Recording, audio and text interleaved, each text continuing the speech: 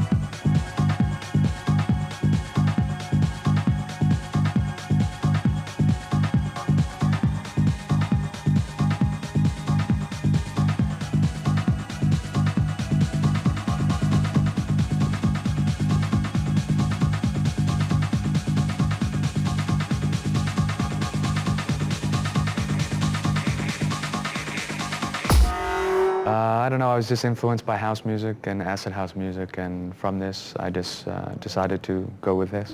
I don't know what my favorite is. I like all sorts, and that's what the beauty of electronic music is because there's a little bit of everything. There's no boundaries, there's no rules, and so there's all different kinds of music, and that's what I like, just the diversity of electronic music and that there's no rules and regulations, whether it's house or techno or ambient music or trip hop or acid jazz or drum and bass, and the list goes on and on. But that's the beauty of it. It's no rules. I basically at home I listen to radio. I listen to National Public Radio, which is more dealing with talk radio and very interesting talk subjects that's nationally throughout the U.S. I listen to free-formatted college radio stations, stations that don't have commercials, and that students actually choose the music rather than a program director. I like listening to jazz radio stations and classical radio stations.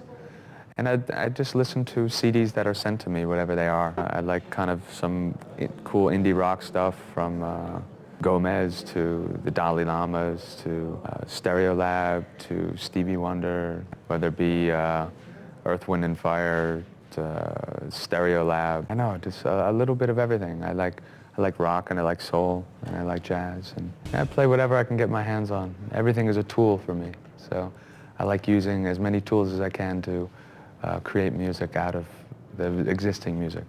So I find that the history or the future for electronic music is going to just expand, just because it's becoming more affordable, and you don't need to know how to play a piano, but you need to know how to learn how to work a computer for you to be a musician nowadays.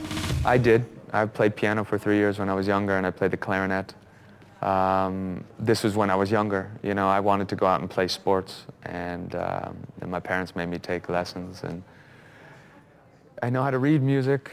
I don't necessarily sit down on in the studio on a piano and simply write music. I just act very spontaneous in the studio. Whatever I feel, I just do.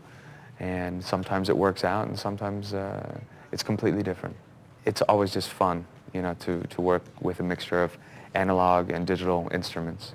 I think CDs are going to become more apparent, but vinyl is still going to be the key and most prominent in people and DJs. But new CD players are coming out, which are becoming more easy to control, to manipulate.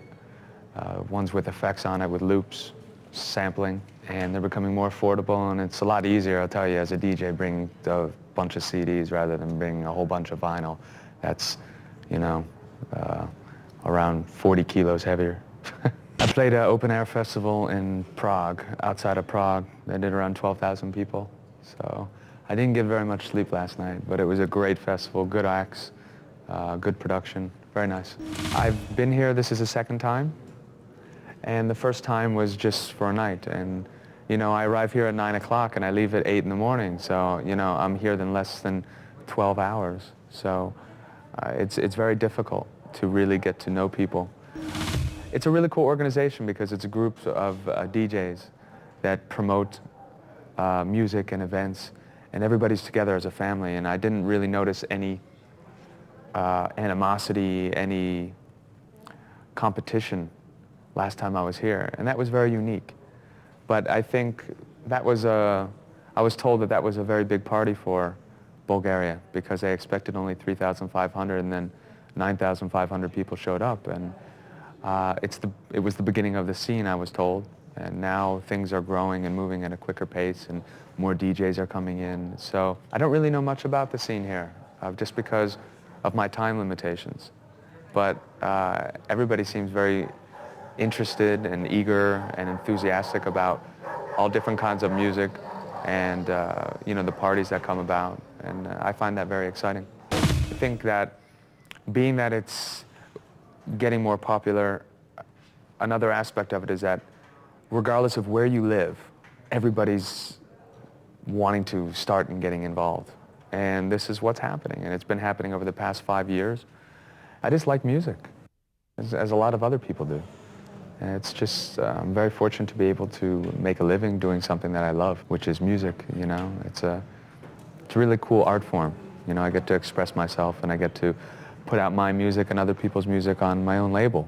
And that's what just drives me, the passion and the fun of making music and liking music. It's not too hard to not like it, you know. A lot of key of what I do is try to balance. I try athletics, you know, whether it be riding a bike or I do a lot of rock climbing. And that's what I kind of like to do. Or cooking. I like to cook to balance out myself. For me, it's just getting in the studio. That's simply the process. I don't go in one day saying I'm going to make a drum and bass record or I'm going to make a big techno hit. You know, I just go into the studio and whatever I'm feeling or however spontaneous things work out, that's how it happens. And that's the beauty of it.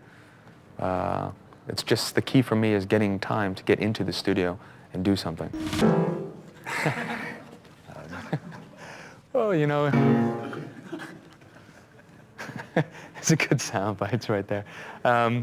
Hey, this is Josh Wink, and you're watching me looking at you right here on TeXno.